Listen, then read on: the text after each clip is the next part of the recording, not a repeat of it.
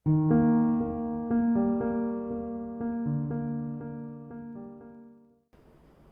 Students, आज का हमारा टॉपिक रहेगा इलेक्ट्रोकेमिस्ट्री में कोरोजन। जी हाँ, कोरोजन का क्या मैकेनिज्म है, कौन कौन से फैक्टर कोरोजन को अफेक्ट करते हैं और इसको कैसे खत्म किया जाए, कैसे प्रिवेंट किया जाए, मिनिमाइज कैसे किया जाए, उन तमाम कॉन्सेप्ट को आज हम इस लेक्चर में डिस्कस करने जा रहे हैं। बिल्कुल वीडियो के लास्ट तक बने रहिएगा। तो सबसे पहले बात करते हैं कोरोजन की। देखिए, कोरोजन बेसिकली एक फिनोमिना है जिसको आप with respect to iron rusting के नाम से जानते हैं। और आपने देखा होगा कि पुराने कूलर की जो बॉडी है उस पर जंग लग जाता है, ब्राउन कलर की कुछ लेयर बन जाती है, वो उसे हटाते हैं, रेग मार्क से घिसते हैं, पेंट कर देते हैं। या और भी बहुत सारे पाइप्स पे नट बोल्ट के अराउंड आपने देखा होगा ब्राउन कलर आ जाता है, रस्टिंग आ जाती है, कोरोजन हो जाता है। तो कोरोजन एक ऐसी प्रॉब्लम है जो all over the world face की जाती है, और जो भी आर्टिकल ऑब्जेक्ट आयरन के बने होते हैं उन पर इसका सबसे ज्यादा कहर उतरता है, सबसे ज्यादा डिस्ट्रॉय करता है। जैसे शिप इंडस्ट्री है तो वहां पर क्योंकि वो हमेशा ही पानी में रहते हैं तो बहुत ज्यादा कोरोजन होता है, मिलियन टन्स आयरन इसकी वजह से बर्बाद होता है। तो ये इससे पहले हमारे आयरन को बर्बाद करे, आज हम इसे पूरी तरह खत्म ही कर देते हैं। तो देखिए, कोरोजन को पहले समझेंगे, इसके मैकेनिज्म को डिस्कस करेंगे, क्या इसका मैकेनिज्म होगा। देखिए, तो हम बात करने जा रहे हैं कोरोजन की, जो कि एक इलेक्ट्रोकेमिकल फिनोमिना है। And why is called electrochemical phenomena, वो भी अभी आपको क्लियर होगा। देखिए, कोरोजन के लिए कुछ मटेरियल चाहिए, और वो मटेरियल ऐसा होता है जो प्रकृति प्रदान कर देती है, like oxygen, water and carbon dioxide या एयर कह लीजिए आप।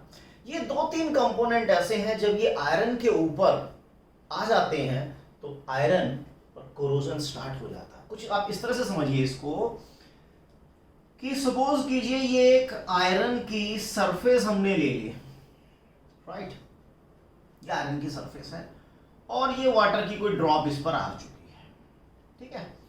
क्योंकि नेचर में हमें क्या चाहिए, नेचर में मॉइस्चर की कमी है नहीं, एयर में कार्बन डाइऑक्साइड की कमी है नहीं, दोनों के कॉम्बिनेशन से कार्बोनिक एसिड बन जाता है। अब कार्बोनिक एसिड क्या है, एक वीक इलेक्ट्रोलाइट है ना, और वीक इलेक्ट्रोलाइट डिसोशिएट हो सकता है। चलो इसको मैं इस तरह से डिसोसिएशन दिखा देता हूं कि H2CO3 एक वीक इलेक्ट्रोलाइट है, after dissociation form H ion. इसका मतलब ये जो वाटर की ड्रॉप आयरन की सरफेस पर आई है, अब इसमें H पॉजिटिव भी है, इसमें कार्बोनेट भी है, कार्बन डाइऑक्साइड की कमी ही नहीं है, ऑक्सीजन की भी कमी नहीं है। This is the dissolved oxygen. जो ऑक्सीजन इस वाटर ड्रॉप में डिसॉल्व हो गई है, this is called dissolved oxygen. अब देखो, आयरन अपने आप में बहुत ही एक्टिव मेटल है, ठीक है, अपने आप को बहुत डॉन मानता है क्योंकि रिएक्टिविटी सीरीज में अच्छी खासी पोजीशन है। तो आयरन बहुत ही जल्दी ऑक्सीडाइज हो जाता है, और आयरन की जो सरफेस ऑक्सीडाइज होती है, आयरन की जो सरफेस ऑक्सीडाइज्ड होती है वो तो बन जाती है एनोड। वो तो काम करेगी एनोड, यानी एनोड तो बेसिकली वो पोर्शन हो गया जो इलेक्ट्रॉन को सप्लाई कर रहा है, इलेक्ट्रॉन भेज रहा है। अब ये इलेक्ट्रॉन गेन कौन करेगा, इन इलेक्ट्रॉन को कोई ना कोई तो होगा जो गेन करेगा। अब गेन करने के लिए H पॉजिटिव हो सकता है, गेन करने के लिए ऑक्सीजन हो सकता है, इलेक्ट्रोनेगेटिव है, डिसॉल्व्ड ऑक्सीजन इलेक्ट्रोनेगेटिव है, वो इलेक्ट्रॉन को विड्रॉ कर सकती है, H पॉजिटिव इलेक्ट्रॉन को विड्रॉ कर सकता है। तो क्या सीन बन सकता है, देखिए कुछ सीन इस तरह से भी हो सकता है कि H पॉजिटिव इलेक्ट्रॉन को गेन करके हाइड्रोजन में कन्वर्ट होता, hydrogen combined with oxygen form water, right. तो मैं अगर कुछ ओवरऑल इक्वेशन लिखूं तो वो कुछ इस टाइप से आ जाएगी कि 4H plus electron plus O2 changes to 2H2O।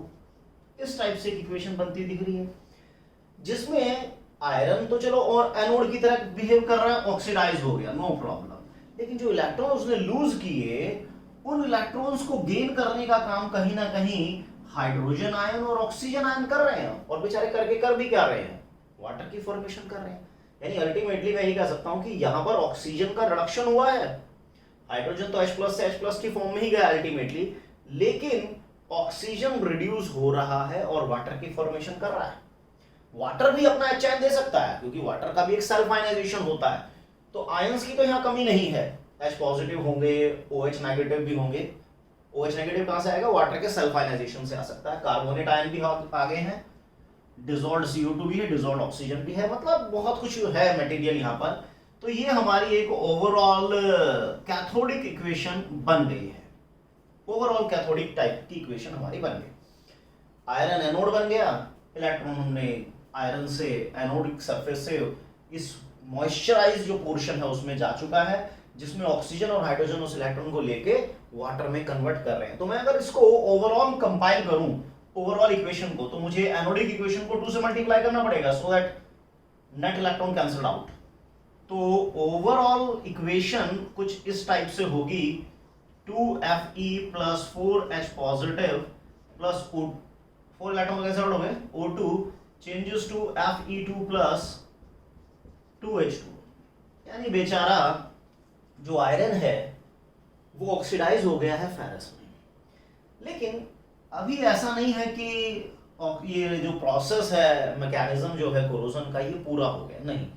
Oxygen बहुत जबरदस्त एक ऑक्सीडाइजिंग एजेंट है, मतलब नेचर धीरे धीरे खत्म कर रहा है आयरन को।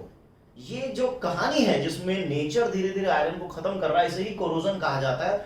और आयरन के रिस्पेक्ट में इसे रस्टिंग कहा जाता है। आयरन के रिस्पेक्ट में इसे रस्टिंग कहा जाता है।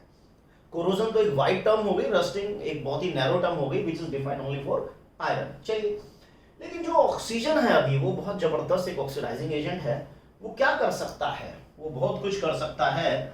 वो फिलहाल फेरस को फर्दर ऑक्सीडाइज कर देता है इसकी और ज्यादा स्टेबल फॉर्म में, क्योंकि रिएक्शन तो तब तक आगे बढ़ता रहेगा जब तक कि वो ज्यादा स्टेबल प्रोडक्ट में नहीं कन्वर्ट होगा। फेरस कन्वर्ट हो गया फेरिक में, ठीक है ना, फेरस कन्वर्ट हो गया फेरिक में। इसको थोड़ा सा बैलेंस कर डालते हैं अभी। एक तरफ ऑक्सीजन 3 है, 2 है, तो एल्सियम लेंगे दोनों तरफ 6 करने के लिए। आयरन 4 है तो यहाँ 4 है, 8H पॉजिटिव है तो यहाँ भी 8H पॉजिटिव कर देते हैं। बाकी जो कमी होगी वो हमारे वाटर मॉलिक्यूल पूरी कर डालेगा। ये हो गया। फेरिक ऑक्साइड की फॉर्मेशन हुई, यानी फेरस जो आयरन के ऑक्सीडेशन से बना था, now it get further oxidized by oxygen and form ferric oxide. और ये जो फेरिक ऑक्साइड होता है, जिसके बारे में सबसे इंपॉर्टेंट बात क्या है कि ferric oxide is highly hygroscopic. मतलब ये क्या करता है, अपनी सरफेस पर वाटर मॉलिक्यूल को इस तरीके से एडसॉर्ब करके बनाता है hydrated ferric oxide. This is called hydrated ferric oxide. और यही वो पोर्शन होता है जो आयरन की सरफेस से पील्ड ऑफ हो जाता है, हट जाता है।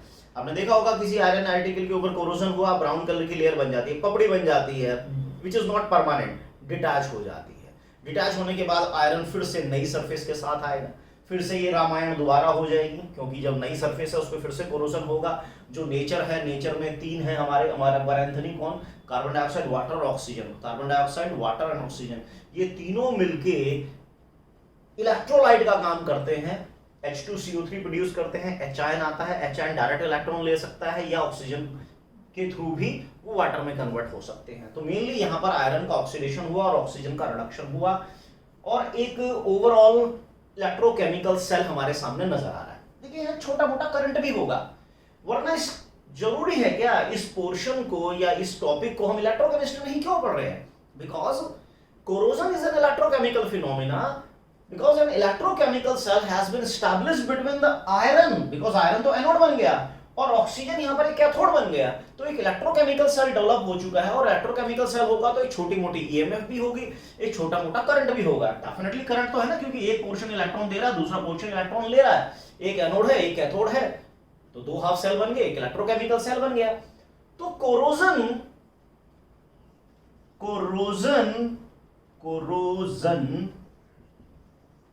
is an electrochemical electrochemical phenomena, it is an electrochemical phenomena. तभी तो आप इसको इलेक्ट्रोकेमिस्ट्री में पढ़ रहे हो, वरना कहीं और पढ़ लेते, रिडॉक्स में पढ़ लेते भाई, क्योंकि बहुत सारे रिएक्शन आ रहे हैं, ऑक्सीडेशन भी हो रहा है, रिडक्शन भी हो रहा है, काइनेटिक्स में पढ़ लेते, हर रिएक्शन की स्पीड अलग अलग होती। लेकिन हमने इसको स्पेशली इलेक्ट्रोकेमिस्ट्री में पढ़ा, चैप्टर को और लेंथी किया, क्योंकि it is based on the principle of electrochemical phenomena. बहुत ही स्लो प्रोसेस है, आप बैठे रहें देखते रहें कि हाँ यार कोरोजन होगा होगा होगा, ओहो तो बहुत टाइम लग जाएगा, क्योंकि it is an extremely slow process. एक स्लो डिकम्पोजिशन केमिकल प्रोसेस है, स्लो डिकम्पोजिशन केमिकल प्रोसेस, जिसमें आयरन धीरे धीरे अपनी मृत्यु की तरफ जा रहा है। यही वो पोर्शन होता है which get detached, peeled of हो जाता है, डिटैच हो जाता है फ्रॉम द आयरन सरफेस। तो अगर मैं इसकी एक नस्ट इक्वेशन ड्रॉ करूं, नस्ट इक्वेशन लिखूं तो E is equal to E naught minus 0.059 upon n, n is the number of electron transferred from anode to cathode, 2 और 4 LCM लेंगे 4 आएगा, log of product upon reactant। अगर Nernst equation में आपको problem है तो इससे पहले वाली वीडियोस भी आप नस्ट इक्वेशन की देख सकते हैं। प्रोडक्ट अपॉन रिएक्टेंट, और कंसंट्रेशन कौन सी लेते हैं हम, केवल आयोनिक एच आयन। देखिए एच आयन का बहुत इंपॉर्टेंट रोल होने वाला है, अभी बहुत ही इंपॉर्टेंट रोल होने वाला है, क्योंकि आधे से ज्यादा फैक्टर तो हम इस इक्वेशन के थ्रू ही डिस्कस कर डालेंगे। तो आयरन बना एनोड, और ये जो वाटर कंटेंट आयरन की सरफेस पर था, इसमें जो डिसॉल्व्ड ऑक्सीजन है वो एक कैथोड की तरह काम कर रहा है। Iron anode, dissolved oxygen cathode, electrochemical cell develop. तो it is an electrochemical phenomena, it is a slow process and slow decomposition process, क्योंकि आयरन धीरे धीरे इसमें खत्म हो रहा है। तो आयरन एनोड हो गया, ऑक्सीजन कैथोड हो गया, और ओवरऑल एक सेल हमारे पास डेवलप हो गया। लेकिन इसमें फर्दर रिएक्शन होता है कि ऑक्सीजन, जो कि एक अच्छा खासा नेचुरल ऑक्सीडाइजिंग एजेंट है, वो फेरस को फर्दर और ज्यादा स्टेबल फॉर्म फेरिक में ऑक्सीडाइज कर देता है। Ferric oxide is hygroscopic, absorb moisture and form hydrated ferric oxide. यही वो ब्राउन कलर का पोर्शन होता है जो आयरन की सरफेस से डिटैच हो जाता है।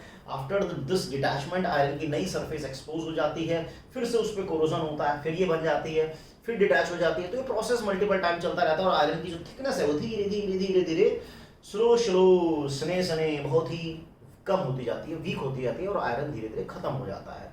तो ये दिस इज द मैकेनिज्म कि किस तरह से आयरन पर पूरा का पूरा कोरोजन का प्रोसेस होता है। तो ये तो था मैकेनिज्म का। अब हम बात करेंगे, our second concern is the factor affecting corrosion. और जो मैंने बताया कि ये जो 3 हमारे पर एंथनी है, वाटर, कार्बन डाइऑक्सीजन, अगर हम इनको कंट्रोल कर लें तो हम काफी हद तक कोरोजन को भी कंट्रोल कर सकते हैं, हम काफी हद तक कोरोजन को मिनिमाइज कर सकते हैं। सो अब मैं इसमें डिस्कस करता हूं फैक्टर अफेक्टिंग कोरोजन, लेकिन उसके लिए बेटर रहेगा कि मैं कुछ जो नस्ट इक्वेशन मैंने लिखी थी उसको मैं एक बार लिख देता हूं। तो E is equal to E naught minus 0.059 upon 4 log of product upon reactant, right? तो ये थी हमारी नस्ट इक्वेशन। तो देखिए अब हम बात करेंगे फैक्टर्स की, कि कौन कौन से फैक्टर्स होते हैं जो अफेक्ट करते हैं। तो सबसे पहला तो है भैया जी नेचर ऑफ मेटल। मेटल का अपना नेचर रिएक्टिव है या नहीं है। अब देखिए एक सीरीज जिसको आप इलेक्ट्रोकेमिकल सीरीज भी कहते हैं, इसकी बार एक शॉर्टकट आप लोगों को पहले भी दिया हुआ है, अगर आपने नहीं देखा है तो आप देख सकते हैं उसमें। तो उसमें कुछ ऐसा था ना कि कहानी हम लिखते थे, लिखते थे। कहानी क्या थी कि 12 सरदार कार में बैठकर एक शादी में जा रहे हैं, साथ में नाना जी भी जा रहे हैं, साथ में कार में नाना जी भी जा रहे हैं। 12 सरदार कार में बैठकर नाना जी के साथ जा रहे हैं, और शादी का माहौल है। तो नाना जी क्या कर रहे हैं, मैगी आलू पानी के साथ नाना जी हमारे सेट हो चुके हैं, वो मौसम बना रहे हैं। शादी किसकी हो रही है, शादी हो रही है मंजीत सिंह की। किसके साथ, ये हो रही है जसविंदर कौर के साथ। मंजीत की शादी हो रही है, वो जसविंदर कौर के साथ फेरे लेगा, ठीक है। किसी ने बताया कि जो कुड़ी है, कुड़ी सोनी पंजाबन, कुड़ी कुड़ी कोई कुड़ी कोई और नहीं, सोनी पंजाबन है, ठीक है ना। तो ये हाइड्रोजन से ऊपर जो एलिमेंट है ये तो रिएक्टिव है ना। हाइड्रोजन से ऊपर जो एलिमेंट है लिथियम से लेकर लेड तक ये तो रिएक्टिव एलिमेंट होते हैं। तो किसी ने बताया जी क्यूट आइटम आगे हैगी, क्यूट आइटम आगे हैगी। अब ये सुनकर जो उसके दोस्त थे, कौन कौन से दोस्त थे उसके, बिंदर, पिंटू और कल्लू, भाई वो सोने चले गए। सोना मतलब यहाँ पे गोल्ड है, चले गए मतलब फरार हो गए। खैर ये सबका अपना अपना एक शॉर्टकट होता है। तो हाइड्रोजन से ऊपर जो एलिमेंट है they are more reactive than hydrogen, और जो हाइड्रोजन से नीचे है they are less reactive than hydrogen. तो बात हम कर रहे हैं बेसिकली यहां पर आयरन की, कि आयरन का कोरोजन क्या है। अब देखो जो आयरन से ऊपर एलिमेंट है they are more reactive than iron, जो आयरन से नीचे होते हैं they are less reactive than iron, ठीक है। तो जो अब आयरन एक रिएक्टिव एलिमेंट है, तो आयरन से रिएक्टिव तो क्रोमियम भी है, मैग्नीशियम है, सब पे कोरोजन होगा।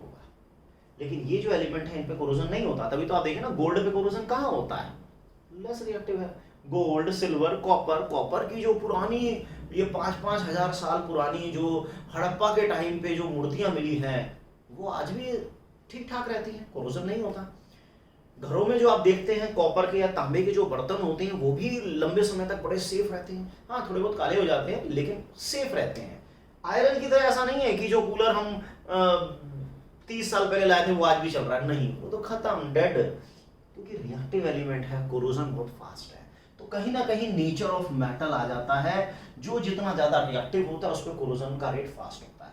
तो इसमें देख लेते हैं larger the reactivity of metal, larger the reactivity of metal, faster be the corrosion, faster be the corrosion। चलिए बहुत अच्छी बात है। अब देखिए अब अगर कोई मेटल रिएक्टिव ही नहीं है, ठीक है ना, रिएक्टिव नहीं है इसका मतलब है वो किसी से रिएक्ट नहीं कर रहा, नेचर से रिएक्ट नहीं कर रहा। अगर वो नेचर से उलझ ही नहीं रहा है तो वो सेफ रहेगा। और अगर कोई मेटल प्योर है, नेचुरली प्योर, तो नेचुरली प्योर क्यों है, क्योंकि वो किसी से रिएक्ट नहीं कर रहा तभी तो प्योर है। अगर वो रिएक्ट करेगा तो प्योर नहीं होगा। तो जो एलिमेंट 100% प्योर मेटल होते हैं उन पे कोरोजन ही नहीं होता। 100% pure metal do not corrode, क्योंकि वो अगर कोई एलिमेंट 100% नेचुरली प्योर है तो वो नेचुरली प्योर इसलिए तो है क्योंकि रिएक्ट नहीं कर रहा। जो रिएक्ट नहीं करेगा उसमें कोरोजन भी नहीं होगा। तो इसका मतलब जो जितना रिएक्टिव होता है उतनी जल्दी उस पर कोरोजन होता है, और रिएक्टिव होगा तो उसके अंदर इंप्यूरिटी अपने आप आई जाएगी। तो जहां भी इंप्यूरिटी होगी, impurities also fasten rate of corrosion, है ना। चलिए बहुत अच्छी बात है। और कौन सा फैक्टर हो सकता है, देखिए कार्बन डाइऑक्साइड, यानी कि पोल्यूशन भी कह लो इसको एक तरीके से, कि अगर एयर में कार्बन डाइऑक्साइड का कंटेंट ज्यादा है तो आप जानते हैं जितना ज्यादा कार्बन डाइऑक्साइड होगा वो वाटर से रिएक्ट करके उतना ही ज्यादा कार्बोनिक एसिड बनाएगा। क्लियर हो गई बात। कार्बोनिक एसिड जितना ज्यादा होगा आप समझ सकते हैं एच आयन की कंसंट्रेशन उतनी ज्यादा होगी, और जितनी ज्यादा एच आयन की कंसंट्रेशन होगी, आप देखिए नेक्स्ट इक्वेशन को, अगर एच आयन की कंसंट्रेशन ज्यादा है तो ये पूरा कंटेंट डिक्रीज हो जाएगा, और ये डिक्रीज होगा तो ईएमएफ बढ़ जाएगी। ईएमएफ बढ़ने का मतलब है प्रोसेसर फास्ट होगा। तो कहीं ना कहीं अगर कार्बन डाइऑक्साइड की आप अमाउंट को बढ़ाएंगे, एच आयन की अमाउंट को बढ़ाएंगे, तो ईएमएफ बढ़ने लग जाती है, कोरोजन फास्ट हो जाएगा। चलिए वेरी गुड। मॉइस्चर की बात कर लेते हैं। वाटर, अगर मॉइस्चर ज्यादा है तो जितना ज्यादा पानी होगा या कार्बन डाइऑक्साइड होगी उतना ज्यादा कार्बोनिक भी बनेगा। रिएक्टेंट की अमाउंट ज्यादा होगी तो इक्विलिब्रियम ज्यादा से ज्यादा शिफ्ट होकर एच आयन देगा अकॉर्डिंग टू ली-चाटलर प्रिंसिपल। अगर कार्बोनिक ज्यादा है तो एच आयन ज्यादा होगा, कार्बोनेट भी ज्यादा होगा। इसका मतलब अगर मॉइस्चर ज्यादा है तो डेफिनेटली कार्बोनिक ज्यादा बन रहा है, कार्बोनिक ज्यादा होगा तो एच आयन ज्यादा होंगे, एच आयन की कंसंट्रेशन इंक्रीज होगी तो ये पूरा कंटेंट डिक्रीज होगा और ईएमएफ फिर से इंक्रीज हो जाएगी। तो अगर वाटर की अमाउंट इंक्रीज करते हैं तो कार्बोनिक एसिड की अमाउंट इंक्रीज हो जाएगी, एच आयन इंक्रीज हो जाएगा और ईएमएफ फिर से बढ़ने लगेगी। ये तो वैसे भी इलेक्ट्रोकेमिकल फिनोमिना है तो इलेक्ट्रोकेमिकल फिनोमेनन में जो फास्टन होगा rate, it is just because of this potential EMF. देखो कैटालिस्ट का तो जन्म किस लिए हुआ है इस धरती पे, इनका तो जन्म ही धरती पे इन्होंने इसलिए लिया है कि हम तो रेट को बढ़ाएंगे ही बढ़ाएंगे, तो कैटालिस्ट हमेशा रेट को बढ़ाता ही बढ़ाता है। चलिए, मेटल की सरफेस पे क्रैक्स ऑन मेटेलिक सरफेस, आपने देखा भी होगा कि जैसे गाड़ी अगर मान लीजिए ठुक गई, गाड़ी का एक्सीडेंट हो गया है और कहीं से पार्ट कोई कट गया है, क्रैक्स आ गया है, तो जहां पे क्रैक्स आता है ना, आप देखिए 2-3 दिन बाद वहां पे ब्राउन लेयर आ जाती है, कोरोजन हो जाता है 2-3 दिन के अंदर। और अगर आपने तब उसका इंश्योरेंस क्लेम नहीं किया तो जब सर्वेयर आएगा वो कहेगा सर ये तो बहुत पुरानी गाड़ी होगी, देखो यहाँ तो कोरोजन हो चुका है, तो आपको पहले करना चाहिए था। तो क्या ध्यान रखिए, तो मेटेलिक सरफेस पर जब क्रैक्स हो जाते हैं तो वहां से उसका सरफेस एरिया एक्सपोज हो जाता है। सरफेस एरिया बढ़ने से रेट ऑफ रिएक्शन हमेशा बढ़ता है। तो अगर मेटेलिक सरफेस पे क्रैक्स हैं तो भी कोरोजन को ये फेवर मिलता है, बढ़ जाता है। लार्ज सरफेस एरिया, तो सरफेस एरिया तो ऑब्वियस सी बात है, जहां पर भी सरफेस एरिया ज्यादा होता है वो हमेशा कोरोजन को एनहेंस ही करेगा, या रेट ऑफ रिएक्शन को हमेशा वो एनहेंस करता है। तो जितना कोरोजन, अगर सरफेस एरिया ज्यादा है या मेटेलिक सरफेस पे क्रैक्स है, तो ये दोनों ही फैक्टर कहीं ना कहीं कोरोजन को फेवर करते हैं। चलिए, प्रेजेंस ऑफ एच आयन, यानी कि एसिड की ट्रेसेस हैं, अगर मेटेलिक सरफेस पर एसिड की ट्रेसेस हैं तो एच आयन की कंसंट्रेशन तो बहुत ज्यादा हो जाएगी। भाई आयरन की सरफेस पे तो पानी है, पानी बेचारा कार्बन डाइऑक्साइड से रिएक्ट करके थोड़ा बहुत एच आयन का जुगाड़ कर रहा है, लेकिन आपने थोड़ा वही HCl H2SO4 डाल दिया तो एच आयन तो एकदम से बहुत ज्यादा हो जाएंगे, और एच आयन के ज्यादा बढ़ते ही ईएमएफ बढ़ने लग जाती है, वो देखा ही आपने, प्रोसेस फास्ट हो जाता है।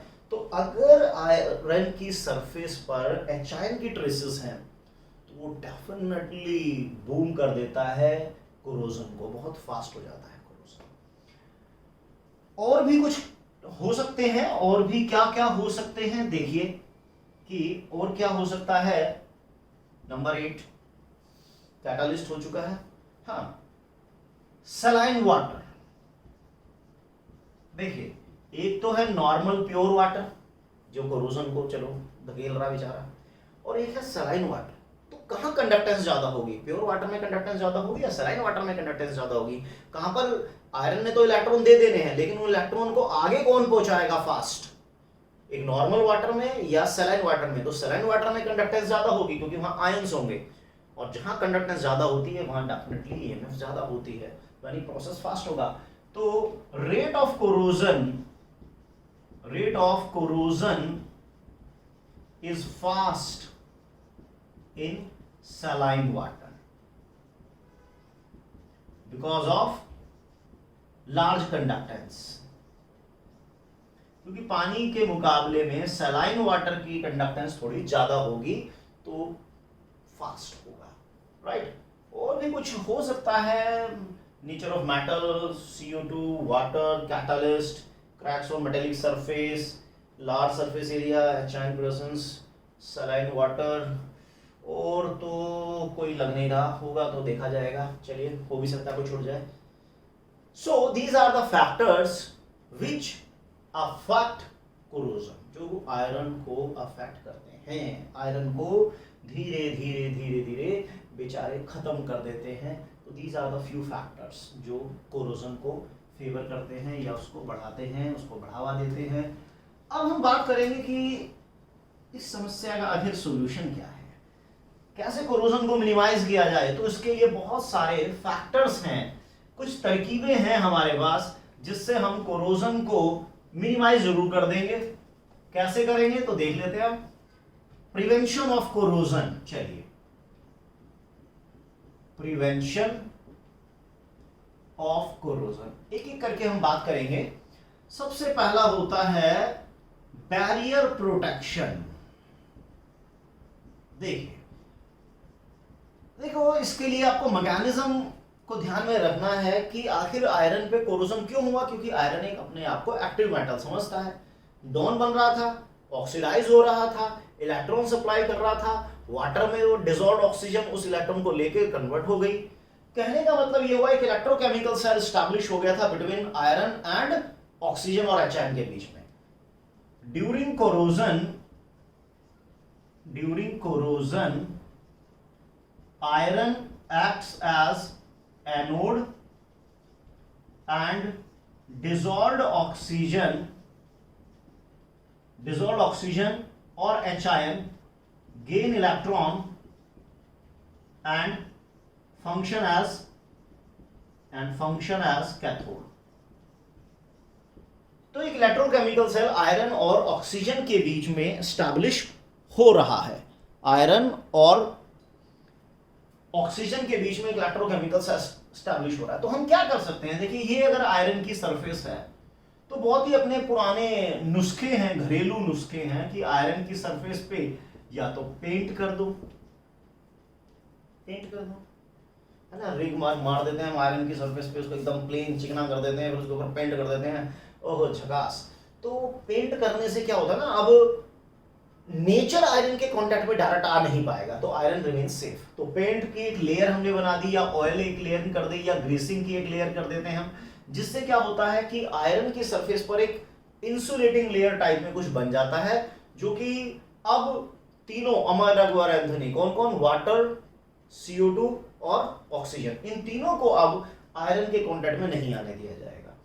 तो कब तक सेफ रहेगा आयरन, जब तक की कोटिंग है, जहां से वो कोटिंग डैमेज होगी वहां से फिर रस्टिंग स्टार्ट हो जाएगी।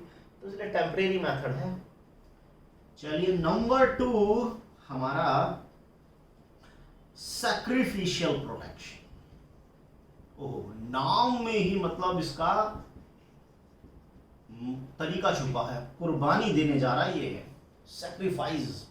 कौन किसको सैक्रिफाइस करेगा? देखिए दो तरीके से हम ये कर सकते हैं। सैक्रिफिशियल प्रोटेक्शन दो तरह से होगी, या तो हम आयरन के ऊपर एक ऐसे एलिमेंट की कोटिंग कर दें which is more reactive than iron. अब आयरन से ज्यादा रिएक्टिव कौन है? जैसे मैंने बताया था ना, लिखो कहानी क्या थी भाई, 12 सरदार कार में बैठ के नाना जी के साथ जा रहे हैं, नाना जी प्रोग्राम बना रहे हैं, किसके साथ? मैगी आलू और पानी के साथ। मंजीत की शादी हो रही है किसके साथ? जसविंदर कौर के साथ हो रही है, और जसविंदर कौर के साथ ही वो फेरे लेगा। कुड़ी कोई नहीं, सोनी पंजाबन है भाई। चलिए अब यहां से आपको पता चल जाएगा कौन आयरन से ज्यादा रिएक्टिव है, कौन आयरन से ज्यादा लेस रिएक्टिव है। तो ये आयरन है हमारा, तो ये जो एलिमेंट है they are more reactive than iron, more reactive than iron. तो यहां पर हम कर रहे हैं आयरन से ज्यादा रिएक्टिव एलिमेंट की कोटिंग, लाइक हमने आयरन के ऊपर जिंक की कोटिंग कर दी, right. This is called galvanization, this is called galvanization. The coating of iron, coating of zinc over iron. Iron के ऊपर एक महंगा सा एलिमेंट जिंक की कोटिंग कर दी, आयरन अब सेफ है। अब देखिए डॉन बनेगा यहां पर जिंक, जिंक ऑक्सीडाइज होगा ना, जिंक अब अपने इलेक्ट्रॉन देगा, और जो डिसॉल्व्ड ऑक्सीजन है वो क्या करता था?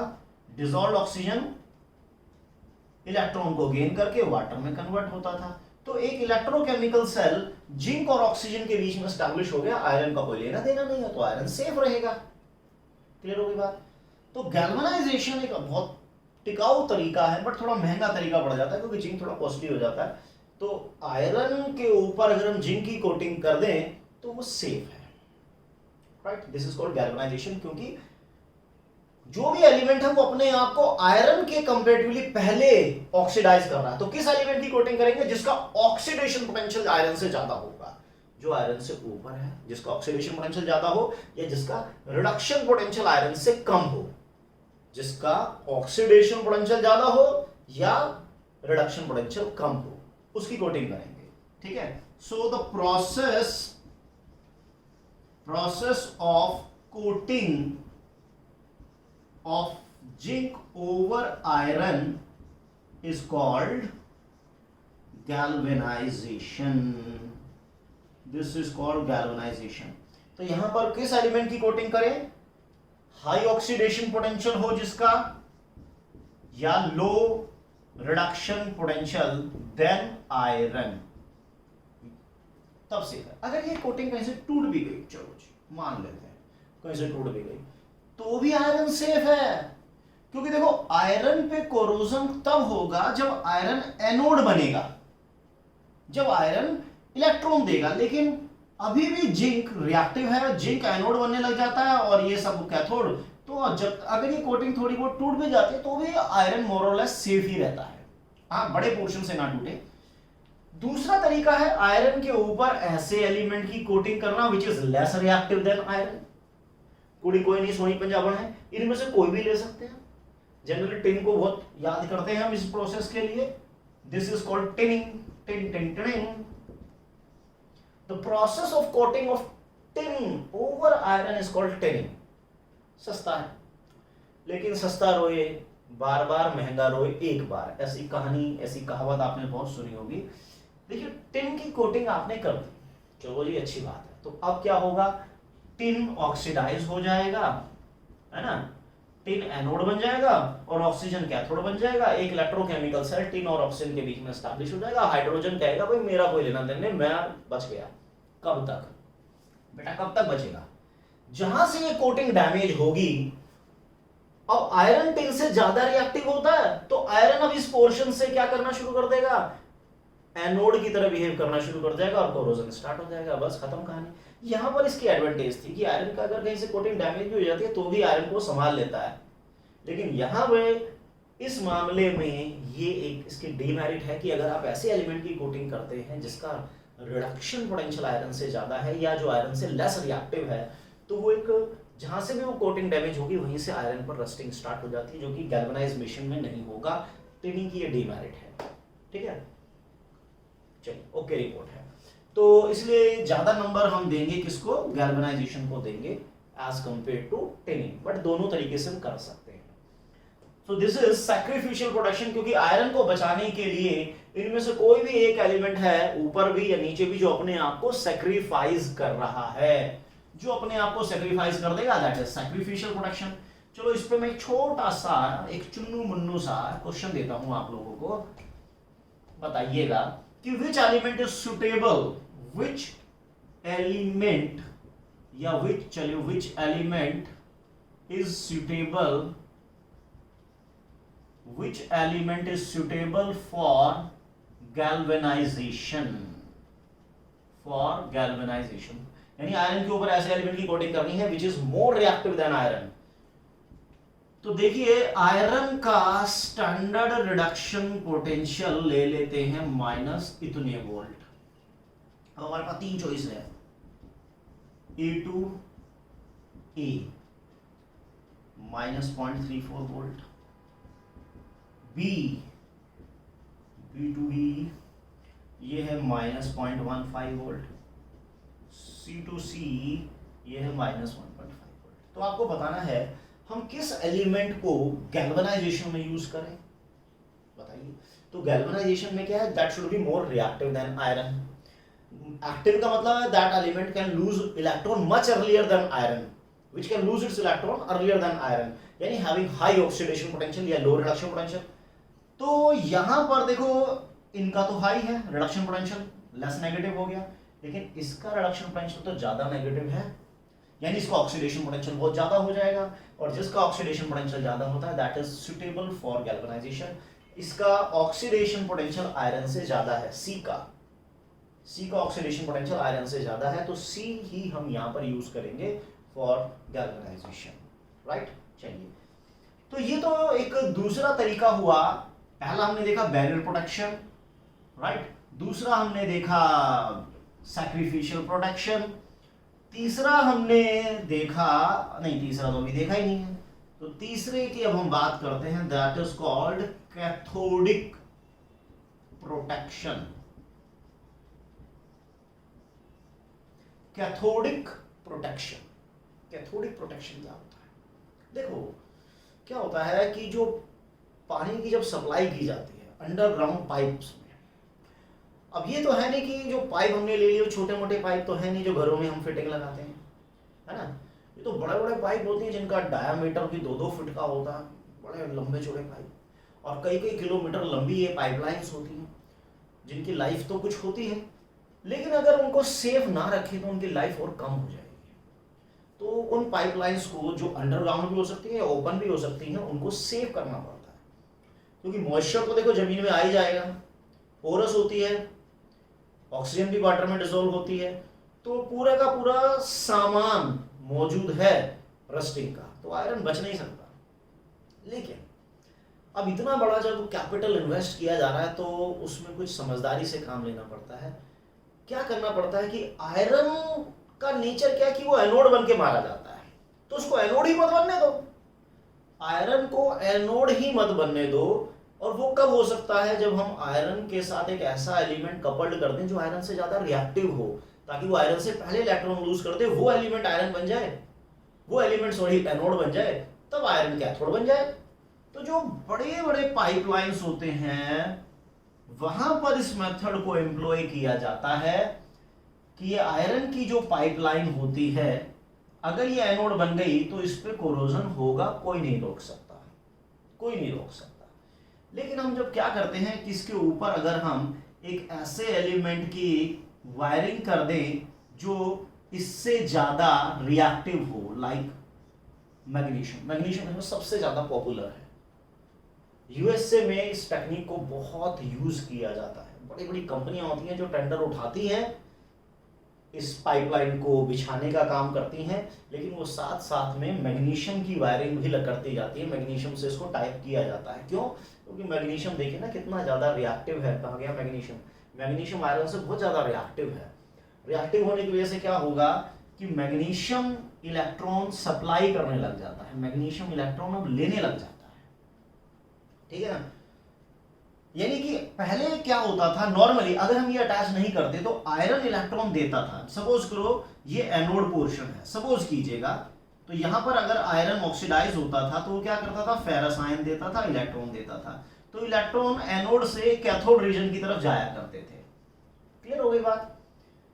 इलेक्ट्रॉन एनोड से कैथोड रीजन की तरफ जाया करते थे ड्यूरिंग दिस इलेक्ट्रोकेमिकल फिनोमिना, और एक बहुत छोटा सा पोटेंशियल यहाँ पर डेवलप हो जाता है, छोटी मोटी ईएमएफ डेवलप हो जाती थी।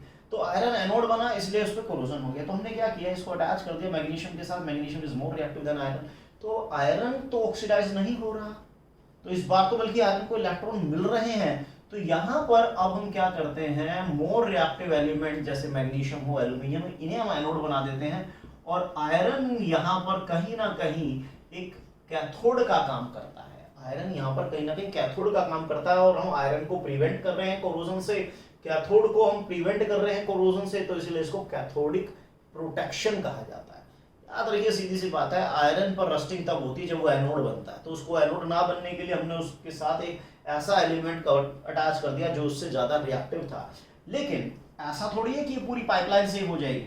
क्या करते हैं, अब जैसे मान लीजिए आयरन का कितना पोर्शन, सपोज करते हैं कि आयरन का इतना पोर्शन है जो एनोड बन रहा है, इतना एरिया है जो आयरन का एनोड बन रहा है, तो हमने उसके साथ क्या कर दिया, मैग्नीशियम डाल दिया, तो अब इतना पोर्शन आयरन का कैथोड बनने लगेगा, तो ये पोर्शन सेफ हो गया। फिर हम अगले पोर्शन पे जाते हैं, ये पोर्शन मान लो नेक्स्ट एनोड बन सकता है, तो उसके साथ हमने फिर मैग्नीशियम लगा दिया, तो ये फिर से हमारा पोर्शन सेफ हो जाएगा। तो इसी तरह से हम पूरी लेंथ को सेव करते चले जाते हैं मैग्नीशियम की वायरिंग के साथ साथ। This is cathodic protection. एक और है coating of alkaline phosphate and chromate. देखो कहा जाता है जब नई नई गाड़ियां ली जाती हैं कि उस पर एंटी रस्ट करवा लीजिए, एंटी रस्ट, एंटी जो रस्टिंग के अगेंस्ट हो, that is called anti rust. तो जो गाड़ी का जो नीचे वाला पोर्शन होता है, सारा का सारा जो आयरन पार्ट होता है, उस पर एक कोटिंग कर दी जाती है, परमानेंट कोटिंग नहीं होती, धीरे धीरे डिसॉल्व होती रहती है, एक एंटी रस्ट कर दिया जाता है, फॉस्फेट या क्रोमेट की कोटिंग कर दी जाती है। अब क्योंकि ये अल्कलाइन है तो डेफिनेटली इसमें OH आयन होगा, और वही OH आयन क्या करता है, H आयन को रिमूव कर देता है। जब H आयन ही रिमूव हो जाएंगे तो कैथोड नहीं बनेगा, और कैथोड नहीं होगा तो सेल हमारा ये काम करना शुरू कर, मतलब ये हमारा सेफ हो जाता है काफी हद तक। तो ये भी एक तरीके की भी डिसॉल्व होती रहती है धीरे धीरे, तो ये भी एक टेम्परेरी हुआ, बट ठीक है, काम तो कर ही रहा है। एक तरीका और था यहां पर, देखिए अभी हमने क्या किया है, इलेक्ट्रॉन की डायरेक्शन ये है, इलेक्ट्रॉन की डायरेक्शन ये है, राइट। अगर ये नहीं होता, अगर ये नहीं होता तो ये एनोड है, ये कैथोड है, ये इलेक्ट्रॉन की डायरेक्शन होती है।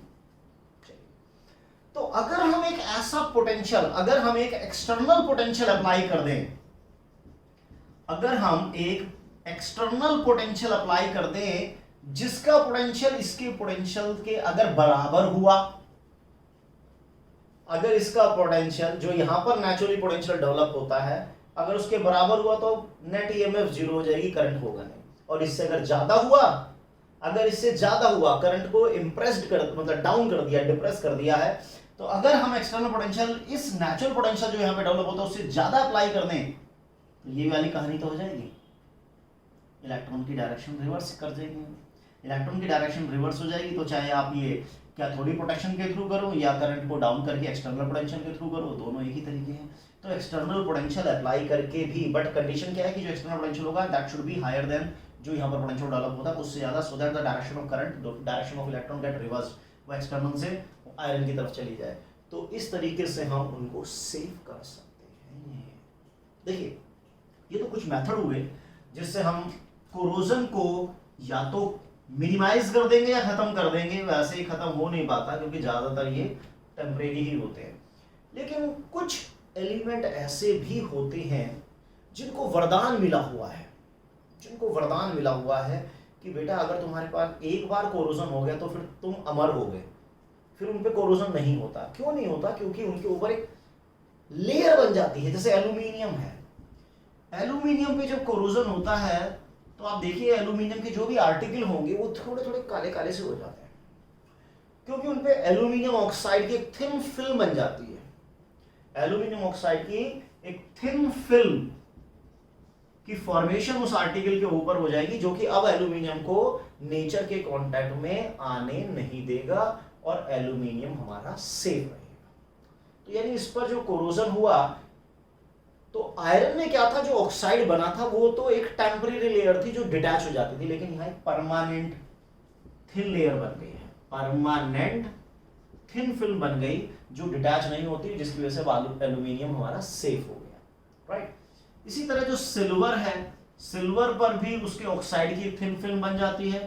कॉपर पे भी उसके कार्बोनेट की और हाइड्रोक्साइड की एक थिन फिल्म बन जाती है, जिसकी वजह से कॉपर सेफ रहता है। बट हाँ थोड़े बहुत ब्लैकिश हो जाते हैं, बट इन तीन एलिमेंट को या और भी एलिमेंट हो सकते हैं जिन पर अगर एक ऑक्साइड की परमानेंट लेयर बन जाए तो वो सेफ हो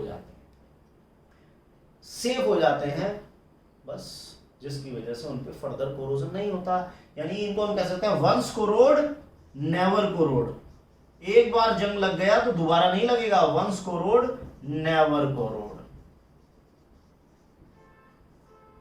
right?